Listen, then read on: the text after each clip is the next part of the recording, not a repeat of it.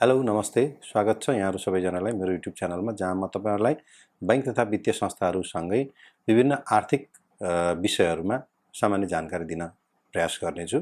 आउनुहोस् सुरु गरौँ नेपालमा बैंकिङ क्षेत्रको विकासक्रम। बैंक भने हामीले कसरी बुझ्ने भन्ने कुरामा बैंक एउटा वित्तीय संस्था हो जसले आर्थिक कारोबार गर्ने गर्दछ र खासमा बैंकले निक्षेप सङ्कलन गर्ने र ऋण प्रदान गर्ने, मुद्राको स्थानान्तरण गर्ने तथा साखपत्र सम्बन्धी कारोबार गर्ने कानुनी मान्यता प्राप्त वित्तीय संस्था नै बैंक हो। अब बैंकिङ प्रणालीको विकासक्रमको इतिहास हेर्ने हो भने यो प्राचीन कालदेखि नै प्रारम्भ भएको मानिन्छ। जस्तो कि ईसापूर्व 7औं शताब्दीमा इजिप्टमा बैंकिङ प्रणालीको प्रचलन रहेको र युनानमा मुद्राहरूको लेनदेन हुने गरेको थियो। रोमन कालमा मुद्राको प्रचलन रहनुका साथै आधुनिक बैंकिङ प्रणालीमा जस्तै निक्षेपकर्ताबाट निक्षेप सङ्कलन गर्ने र ऋण प्रदान गर्ने गर्दथे। रोमन सभ्यताको पतन पश्चात लामो समयसम्म बैंकिङ प्रणालीको विकासमा शिथिलता आयो र 12औं शताब्दीदेखि पुनः बैंकिङ प्रणालीको विकासमा उत्साह आउन थाल्यो। संगठित तथा संस्थागत बैंकिङ प्रणालीको विकासको क्रम हेर्ने हो भने सन् 1401 मा स्थापित बैंक अफ बार्सिलोना बाट भएको मान्न सकिन्छ। तत्पश्चात सन् 1407 मा स्थापित बैंक अफ जिनोभा तथा सन् 1694 मा बैंक अफ इङ्ल्यान्ड र सन् 1694 मै बैंक अफ एम्स्टर्डम को स्थापना भएको र सन् 1833 मा बैंक अफ इङ्ल्यान्डले बैंकिङ एक्ट पारित गरेपछि, बैंकिङ कानुन पारित गरेपछि नै आधुनिक बैंकिङ प्रणालीको क्रमबद्ध विकासको इतिहास प्रारम्भ भएको पाइन्छ। अब नेपालको बैंकिङ विकासक्रमको कुरा गर्ने हो भने नेपालमा बैंकिङ प्रणालीको विकास लाई हेर्दा दुई भागमा छुट्याएर हेर्नुपर्ने हुन्छ। एउटा परम्परागत बैंकिङ प्रणाली र एउटा आधुनिक बैंकिङ प्रणाली। परम्परागत बैंकिङ प्रणालीको कुरा गर्ने हो भने मानव सभ्यताको विकास भएसँगै गाउँघरमा बैंकिङ सम्बन्धीका कारोबार हुने गर्दथे र हाम्रो नेपालकै इतिहासको कुरा गर्ने हो भने लिच्छवी कालमा, मल्लकालमा विभिन्न मुद्राहरूको प्रचलन, लेनदेन, ऋण अन्य कुरा हुने भएकोले गर्दा त्यो समय पनि बैंकिङ क्षेत्रको केही न केही कार्य भएको हामी पाउँछौँ। अब नेपालको बैंकिङ क्षेत्रलाई हामीले to the point exact define गर्ने हो भने कसरी विकास भएको छ भन्ने कुरामा नेपालमा बैंकिङ प्रणालीको विकास आधुनिक बैंकिङ प्रणालीलाई जनाउँदछ। तर नेपालमा आधुनिक बैंकिङ प्रणाली सँगसँगै परम्परागत बैंकिङ प्रणाली ट्रेडिसनल बैंकिङ सिस्टम विकसित थियो। विक्रम सम्वत 1994 मा नेपाल बैंकको स्थापना भए पश्चात आधुनिक बैंकिङ प्रणालीको विकासको थालनी भएको चाहिँ पाइन्छ। सो नेपालको बैंकिङ प्रणालीलाई मुख्य गरी हामी दुई भागमा बाँडेर हेर्ने गर्दछौँ, परम्परागत बैंकिङ प्रणाली र आधुनिक बैंकिङ प्रणाली।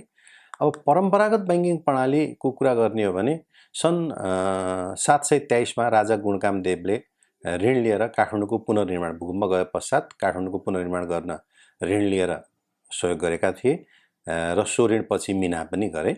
साथै 8औं शताब्दीको प्रारम्भदेखि परम्परागत बैंकिङ प्रणालीको विकास भएको पाइन्छ नेपालको हकमा।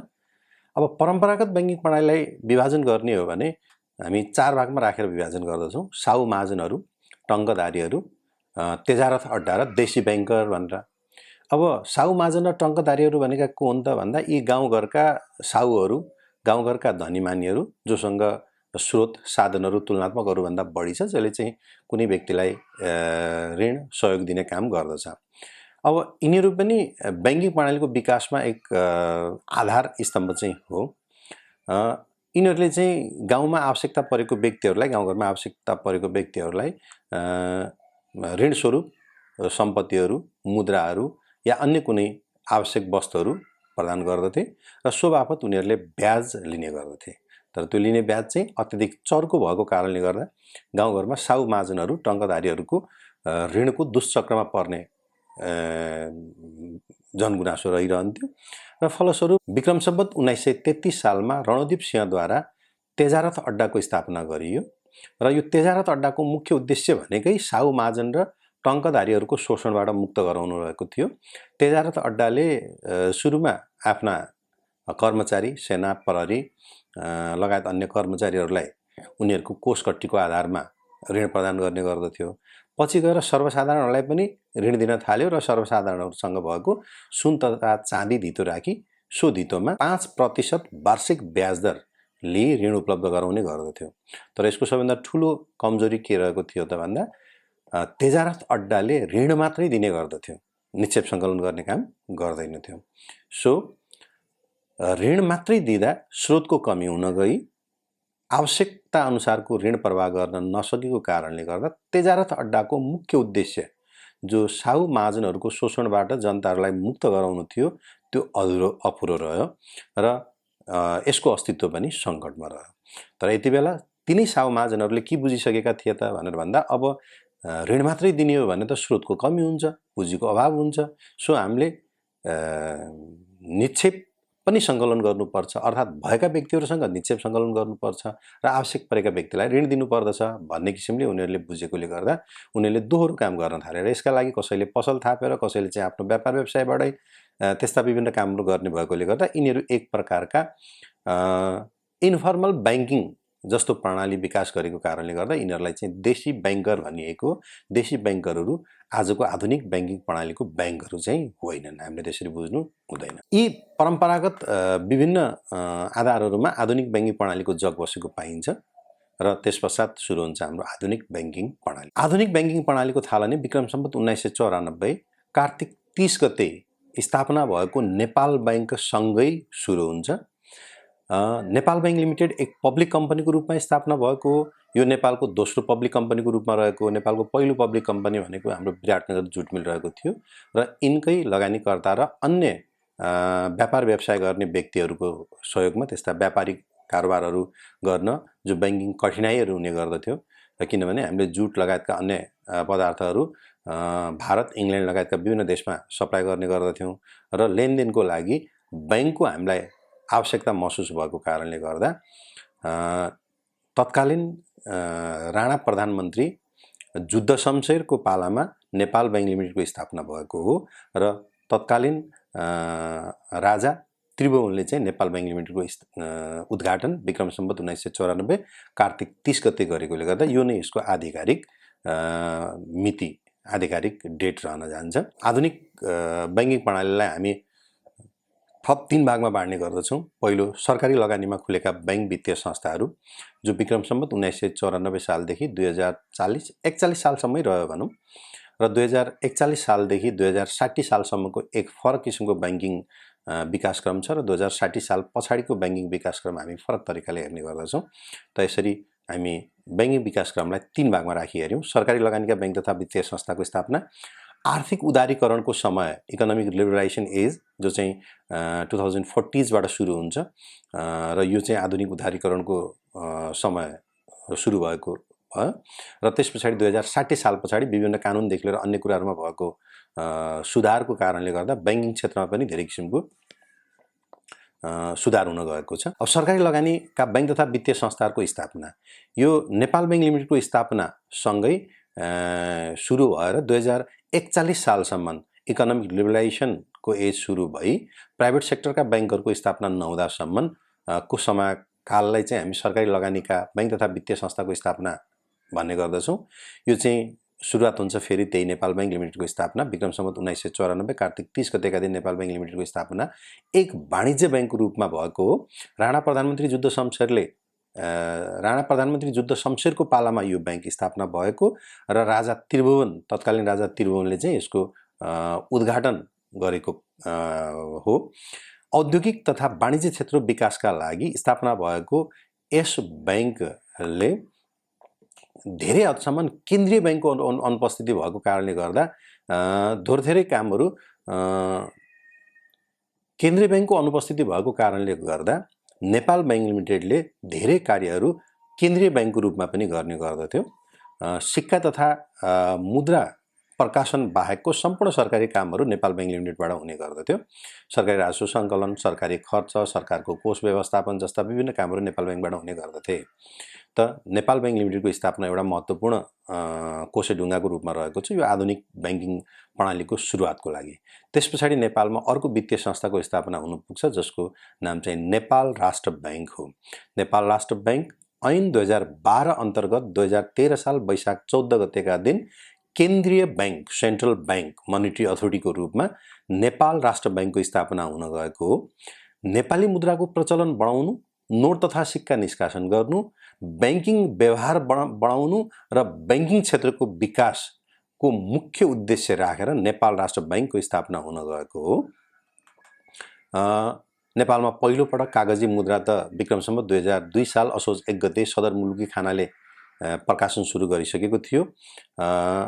सो नेपाल राष्ट्र बैंकले पहिलो पटक 2016 साल फागुन 7 गतेको दिन 1 रुपैयाँ, 5 रुपैयाँ, 10 रुपैयाँ र 100 रुपैयाँ दरका नोटहरू छाप्न सुरु गरी कागजी मुद्राको छपाई पनि सुरु गरेको हो।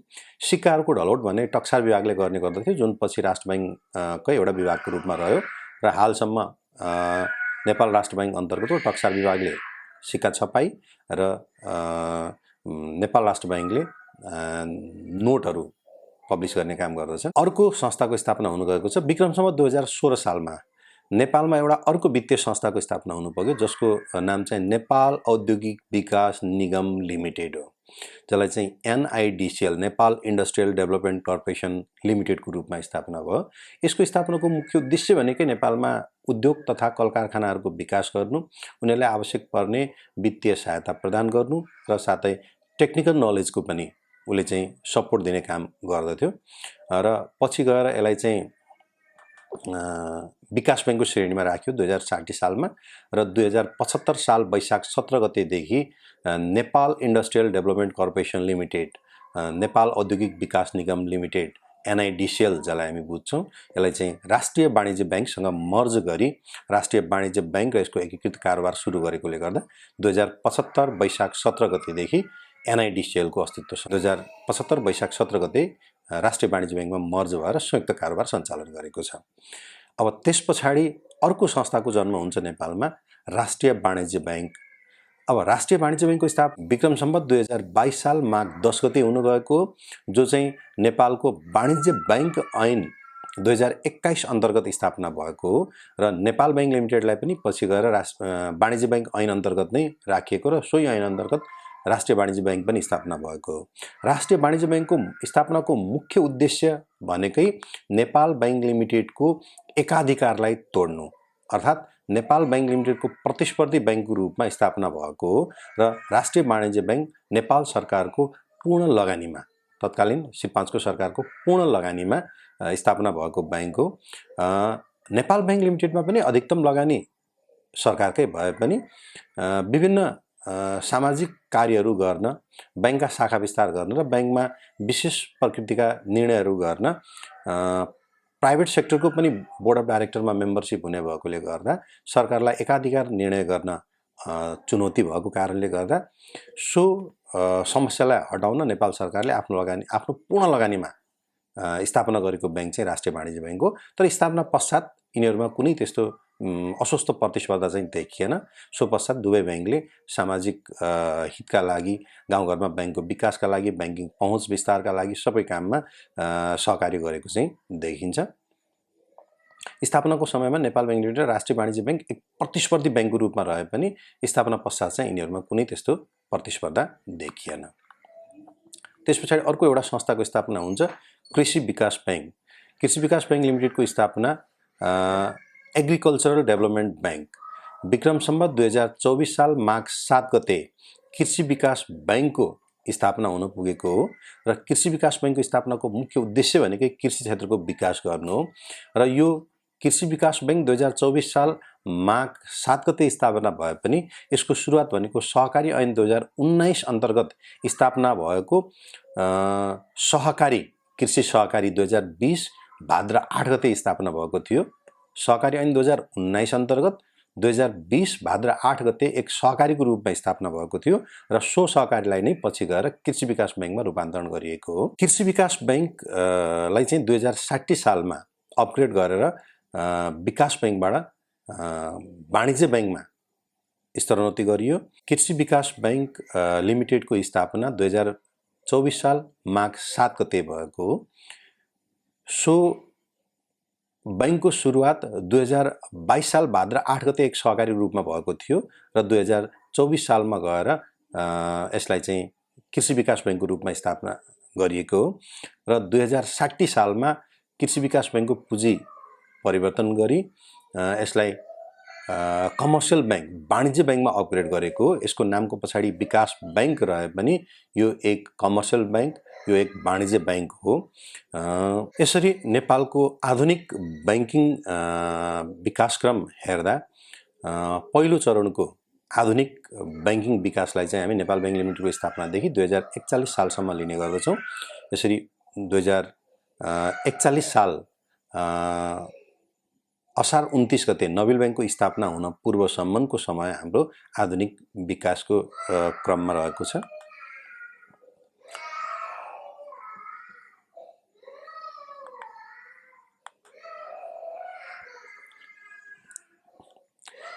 आधुनिक विकासको क्रममा 41 वर्ष झनै नेपालको बैंक तथा वित्तीय क्षेत्रमा सरकारी बैंक वित्तीय संस्थाहरूको बोलबाला मात्रै रह्यो। यसमा समग्रमा नेपाल राष्ट्र बैंक लगायत 4वटा थप वित्तीय संस्थाहरू, एक सेन्ट्रल बैंक र 4वटा अन्य वित्तीय संस्थाहरू गरी 5वटा वित्तीय संस्थाहरू मात्रै स्थापना भएको पाइन्छ भने 2040 को दशकमा विश्व परिवेशमा आर्थिक उदारीकरण अर्थात् हरेक क्षेत्रमा प्राइभेट सेक्टरको पनि इन्भेस्टमेन्ट हुनुपर्छ भन्ने एक सुरुवात भएको कारणले गर्दा सोही असर या सोही प्रभाव नेपालमा पनि परि नेपाल सरकारले पनि वित्तीय क्षेत्रमा निजी क्षेत्रको लगानीलाई खुला गरेको कारणले गर्दा र सँगसँगै प्रजातन्त्रको पुनर्स्थापना भइसके पश्चात नेपालमा बैंकिङ विकासक्रम द्रुत गतिमा अगाडि बढेको हामी पाउँछौँ। अब आधुनिक कालखण्डको दोस्रो चरण आर्थिक उदारीकरणको समय, जसलाई हामी इकोनोमिक लिबरलाइजेसनको एज पनि भनी बुझ्छौँ। विक्रम सम्वत 2041 सालदेखि 2060 सालसम्मको समयलाई हामी राख्ने गर्दछौँ। कहीँ कतै यसलाई 2065 सालसम्मको समय पनि राख्ने गर्दछ, किनभने यो समयसम्म नयाँ बैंक तथा वित्तीय संस्थाहरू नेपालमा स्थापना भइरहेको कारणले गर्दा। अब विक्रम सम्वत 2041 साल असार 29 गते नबिल बैंक लिमिटेडको स्थापना हुन पुग्यो। नबिल बैंक लिमिटेड नै नेपालको पहिलो निजी क्षेत्रको लगानीको बैंक रहेको हो। साथै उक्त बैंक विदेशी लगानीमा खोलिएको पहिलो बैंक पनि हो। सँगसँगै यो विदेशी कुनै संस्था र नेपालीहरू मिली लगानी गरेको कारणले गर्दा यसलाई जोइन्ट भेन्चर संयुक्त लगानी बैंक पनि भनिन्छ। र 2042 सालमा नेपाल इन्डो स्विस बैंक लिमिटेडको स्थापना लगायत त्यसपश्चात एसबीआई बैंक, एभरेस्ट बैंकदेखि लिएर धेरै प्राइभेट सेक्टरका र फरेन इन्भेस्टमेन्टका बैंकहरू नेपालमा खुल्दै गए र यो समय उच्चतम बैंकिङ विस्तार भएको समय हामी लिन्छौँ। उक्त समयमा विभिन्न स्वदेशी तथा विदेशी लगानीमा साथै संयुक्त लगानीमा बैंक तथा वित्तीय संस्थाहरूको स्थापना हुन पुग्यो। साथै सो समयमा वित्त कम्पनी ऐन 2042, हाउसिङ तथा डेभलपमेन्ट फाइनान्स लिमिटेड ऐन 2049, विकास बैंक ऐन 2052, सहकारी ऐन 2049 लगायतका विभिन्न ऐन कानुनहरू बैंक तथा वित्तीय संस्थाहरूको स्थापनाका लागि सहजता प्रदान गर्न पारित भएका कारणले गर्दा नेपालमा धेरैजसो बैंक वित्तीय संस्थाहरू कमर्सियल बैंक मात्रै नभई अन्य वित्तीय संस्थाहरूको पनि स्थापना द्रुत गतिमा अगाडि बढ्यो र यो 2062-63 सम्म आइपुग्दा झनै 285 भन्दा बढी बैंक तथा वित्तीय संस्थाहरू नेपालमा रहेका छन्। 2041 सालसम्म जम्मी 5वटा वित्तीय संस्थाहरू नेपालमा रहेकोमा 2064-65 आइपुग्दा नेपालमा झनै 285 प्लस, यो भनेको अहिलेको बैंक तथा वित्तीय संस्था सम्बन्धी ऐन 2073 ले वर्गीकरण गरेका बैंकहरूकोमा मात्रै हामी कुरा गरिरहेछौँ भने यति धेरै संख्यामा बैंक तथा वित्तीय संस्थाहरूको स्थापना भयो, जसले गर्दा यो समयलाई mushrooming age of bank and financial institution in Nepal भनेर भनिन्छ। यसलाई अलिकति नेगेटिभ रूपमा पनि लिने गरिन्छ। अब अर्को चरणमा जान्छौँ हामी आधुनिक विकासक्रम, जुन चाहिँ 2060 साल पछाडिको समयलाई हामी जनाउँछौँ। यो 60 साललाई हामीले किन आधार बनायौँ त भनेर भन्दा यहाँ एउटा मुख्य परिवर्तन भएको छ। विक्रम सम्वत 2060 साल भनेको नेपालको राजनीतिक परिस्थितिमा संसद विघटन भइसकेको, संसदको उपस्थिति नभएको, कानुन बन्ने ठाउँ नभएको कारणले गर्दा तत्कालीन मन्त्री परिषदले बैंक वित्तीय संस्थाहरूमा कानुनको अभाव महसुस गरी नयाँ एउटा कानुन ल्याउने प्रयत्न गरे र फलस्वरूप नेपाल अधिराज्यको संविधान 2047 अनुसार विक्रम सम्वत 2060 साल माघ 21 गतेका दिन बैंक तथा वित्तीय संस्था सम्बन्धी अध्यादेश 2060 स्वीकृत गरी कानुन सरह लागू भयो र पछि 62-63 को जनआन्दोलनले संसद पुनर्स्थापना भइगएको कारणले गर्दा 2063 सालमा यसलाई चाहिँ पारित गरेको कारणले गर्दा यो अध्यादेश नै पछि गएर कानुन बन्न पुग्यो, ऐन बन्न पुग्यो र यसलाई चाहिँ हामी बैंक तथा वित्तीय संस्था सम्बन्धी ऐन 2063 भन्ने गर्दछौँ। यो बैंक तथा वित्तीय संस्था सम्बन्धी ऐन 2063 ले यसभन्दा पूर्व रहेका विभिन्न ऐन कानुनहरू कृषि विकास बैंक ऐन 2024, वाणिज्य बैंक ऐन 2031, वित्त कम्पनी ऐन 2042, औद्योगिक विकास निगम ऐन 2046, विकास बैंक ऐन 2052 लगायतका विभिन्न बैंक तथा वित्तीय संस्थासँग सम्बन्धित कानुनहरूलाई यसले रिप्लेस गर्यो, प्रतिस्थापन गर्यो र नेपालमा एउटा एकीकृत ऐन युनिफाइड एक्ट, अम्ब्रेला एक्टको रूपमा बैंक तथा वित्तीय संस्था सम्बन्धी ऐन 2063 को थालनी भयो। यसको जग 2060 भएकोले गर्दा हामीले आधुनिक बैंकिङ विकासक्रमको एक्सट्रिम डेभलपमेन्टलाई चाहिँ 2060 को समयलाई चाहिँ लिने गर्दछौँ।